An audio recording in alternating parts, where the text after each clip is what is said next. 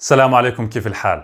مثل ما كلنا بنعرف إنه النرجسية عبارة عن اضطراب بالشخصية، وهذا الاضطراب في علم النفس له علاج، لكن علاجه يعتبر صعب جدا ويكاد أن يكون مستحيل. فعشان هيك بهذا الفيديو راح أحكي لكم عن 6 أسباب بتخلي علاج الشخصية النرجسية صعب جدا، وقسمتهم لقسمين: قسم له دخل في طبيعة الشخصية النرجسية، وقسم له دخل بين العلاقة بين الطبيب النفسي والشخص النرجسي. شو الصعوبات اللي بتواجه الطبيب النفسي لما يبلش في علاج هاي الشخصية. معكم خليل يوسف، دعمونا بلايك والاشتراك في القناة وخلينا نبلش. بالبداية خليني أبلش أحكي لكم الأسباب المتعلقة بطبيعة الشخصية النرجسية. وأول سبب بخلي علاج هاي الشخصية صعب جدا واللي هو عدم اعتراف النرجسي بوجود خلل بشخصيته. يعني كيف بدك تقنع شخص عنده شعور مبالغ في الأهمية وشايف كل الناس خطأ وهو صح بأنه يروح يتعالج؟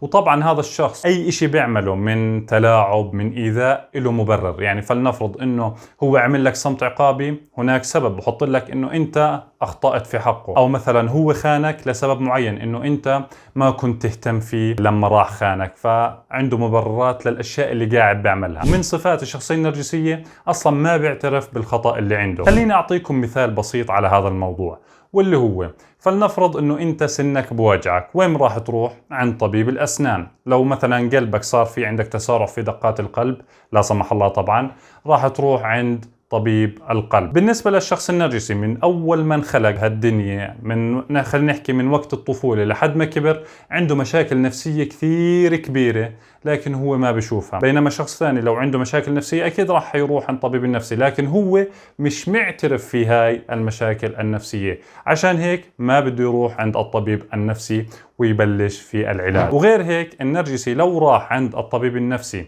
وطلب منه مساعدة، ما بكون السبب الرئيسي بأنه عنده هو نرجسية. يعني ما راح يروح يحكي له والله أنا نرجسي وبلش عالجني، لا، بروح لأسباب ثانوية واللي هي الاكتئاب، فشل مستمر في العلاقات، عدم مثلا نجاحه في شغلة معينة. ثاني سبب واللي هو استفادة النرجسي من الصفات الموجودة فيه وعدم تعرضه للضرر. راح اشرح لكم هاي النقطة عن طريق عدة أمثلة. والمثال الأول بيحكي إنه في مدير نرجسي أول ما يفوت على باب الشركة مش ناقص من الموظفين اللي حواليه غير يضربوا له التحية، غير إنهم مثلا بلحقوا وراه وعطينا زيادات، أو نزل لنا الراتب بكير، أو وافق لي على هاي المغادرة، أو فرضا سامحني على الغلط اللي أنا عملته. يعني شو بده يخلي هذا المدير إنه يروح يطلب العلاج ما دام في تزويد نرجسي والناس قاعدة بتعطيه اهتمام بشكل كبير، وكمان بتخليه يشعر بشعور مبالغ بالأهمية، فأكيد هذا الشخص ما راح يطلب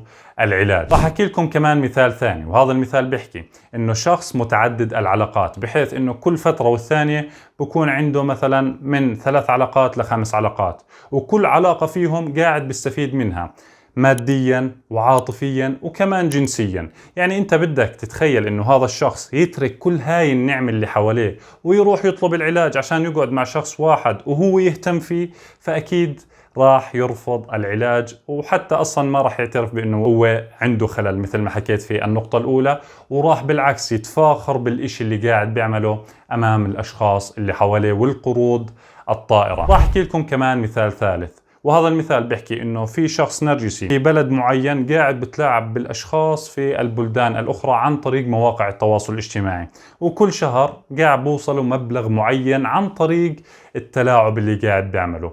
فانت بدك تخلي هذا الشخص يتخلى عن الفلوس السهلة اللي قاعد توصله ويروح يشتغل مثلا شغلة زي العالم والناس؟ طبعا لا. فهذا الاشي كمان سبب مقنع وكبير بانه النرجسي يرفض العلاج وما يروح للطبيب النفسي. ثالث سبب واللي هو عدم مقدرة النرجسي على فهم مشاعرك. مثل ما بنعرف من صفات الشخصية النرجسية عدم شعورها بالذنب أو تأنيب الضمير، وهذا الاشي بيخليه انه يأذيك ويعمل لك صمت عقابي ويخونك ويشعرك كمان بالذنب من دون ما يحس. بالعكس ممكن يحصل من خلال هاي الشغلات اللي بيعملها على تزويد نرجسي. هو بيعرف انه قاعد بأذيك، وبيعرف انه لو عمل صمت عقابي انت راح تيجي تركض وراه وتعطيه التزويد النرجسي، لكن ما بفهم طبيعة المشاعر اللي انت قاعد بتمر فيها. واصلا هو يعني خليني احكي لكم، ما دام هو نرجسي وفي بعض الحالات بكون واصل لمرحلة السيكوباتية، ما بيعرف كمان يعبر عن المشاعر اللي جواته. عشان هيك بتلاقيه قاعد بيحضر مسلسلات وافلام، وبتلاحظ انه في لقطات معينة قاعد بركز فيها، مثل انه الممثل كيف قاعد بيعيط وكيف قاعد بنهار، عشان هو يصير يقلده ويتلاعب فيك من خلال المشاعر اللي قاعد بيعملها، لكن ما بتكون هي مشاعر حقيقية. وخليني اضرب لكم مثال، انه ممكن النرجسي يخونك امام عينك وانت تكون منهار قدامه وقاعد بتعيط وبتصرخ، وهو رافع راسه ومن جوا بحس بسعادة مش طبيعية انه وصلك لهاي المرحلة. وطبعا ما في انسان طبيعي او سوي بيعمل هيك وبشعر يعني بالسعادة إلا الأشخاص المريضة نفسيا مثل الشخصية النرجسية. وحاليا خليني أحكي لكم الصعوبات المتعلقة بالطبيب النفسي مع الشخصية النرجسية. وأول إشي واللي هو قدرة الشخصية النرجسية على التلاعب بالطبيب النفسي وأفراد عائلته. يعني فلنفرض أنه امرأة ورجل متزوجين، أحد الأفراد هو شخص نرجسي سواء الامرأة أو الرجل. الرجل مثلا طلب من الامرأة مرة ومرتين أنه تروح تتعالج، بالأخير حكى لها يا أما بتروح بتتعالجي يا أما بنفصل عنك، يعني حط لها خيارين. بالأخير حكت له خلص يا سيدي أنا راح أروح على الطبيب النفسي معك، وفعلا راحوا مع بعض على الطبيب النفسي، وأقنعته أنه هي قاعدة مستمرة في العلاج، وبينت كمان للطبيب النفسي انه هيني انا متوافقة معك وماشي معك اول باول، عشان الطبيب النفسي يوصل لزوجها انه ما شاء الله عنها هي مستمرة وان شاء الله راح تتحسن. لكن هي لما تروح عند الطبيب النفسي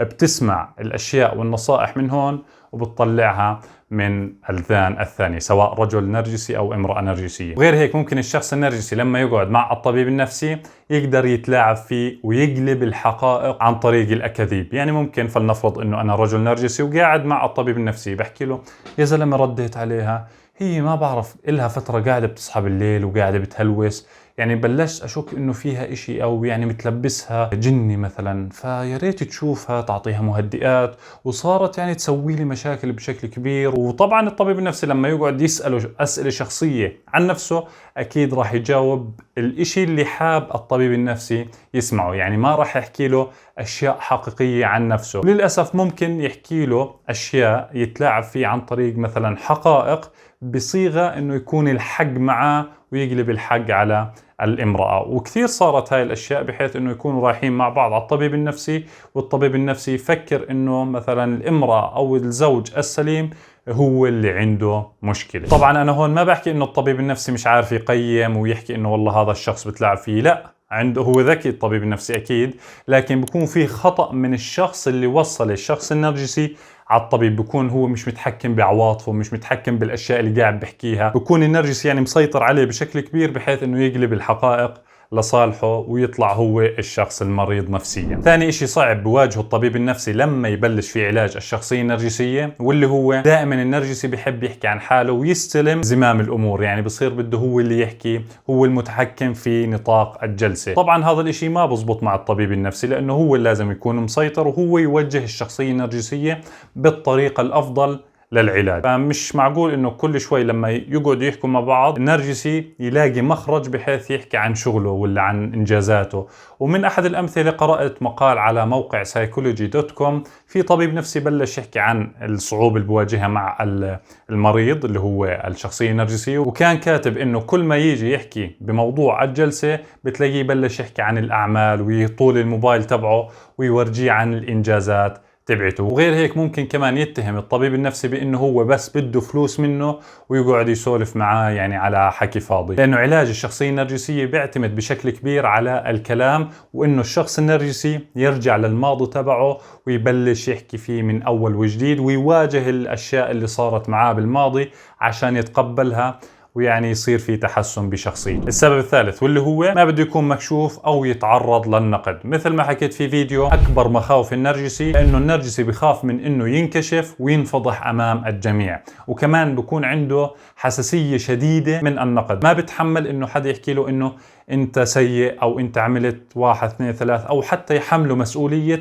الاخطاء اللي عملها والتلاعب والايذاء اللي يعمله للاشخاص الاخرين. فبالتالي انت لما تجيب النرجسي وتحطه امام الطبيب النفسي، فالطبيب النفسي بيكون عارف كل اشي عن هاي الشخصية، وبيعرف كمان المخاوف الموجودة عنده. فبالتالي هو النرجسي راح يكون خايف بشكل كبير، وراح يضله يكذب ويدافع عن حاله عشان يخفي هاي المشاكل والمخاوف الموجودة عنده. غير هيك من الصعوبات اللي بتواجه الطبيب النفسي انه النرجسي ما بيستمر في العلاج، يعني ممكن يجي جلسة وجلستين بعدين يروح يختفي، لانه اخذ مثلا دواء الاكتئاب وصار وضعه كويس، فبرجع للتلاعب من اول وجديد ويبطل يطلب كمان العلاج. بدي احكي نصيحة للمتابعين وخصوصا الاشخاص اللي بتدور على علاج لهاي الشخصية، بانك ما تتعب حالك. ممكن تحاول مرة مرتين، خصوصا اذا كان ابوك امك او حدا يعني بهمك امره، بتحاول معه تنصحه، لكن اذا ما شفت انه بتطور او ما اقتنع في الموضوع، لا تتعب حالك، لانه راح توقع في فخ التلاعب، وراح توقع في فخ انه يحملك مسؤولية علاجه، بحيث انه اي خطأ هو بيعمله نحكي له ما انا قاعد بتعالج او ساعدني، ما انت عارف انه قاعد بروح عند طبيب نفسي وانه قاعد بعمل اللي علي، لكن انه انت تحملني، تحمل خياناتي، تحمل تلاعبي، تحملني اني قاعد باذيك وبضربك.